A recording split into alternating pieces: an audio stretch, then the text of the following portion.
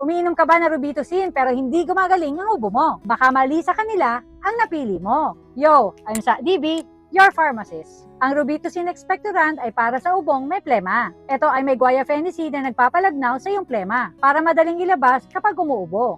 Iinumin ito kapag malagkit ang plema, may tunog o bara sa dibdib. May plema na bumababa sa lalamunan. Pero reminder ha, huwag itong iinumin kapag tuyo ang ubo dahil baka mas lalong mangati ang iyong lalamunan. Ito naman si Robitussin DM, ito naman ay para sa tuyong ubo at paulit-ulit na pag-ubo.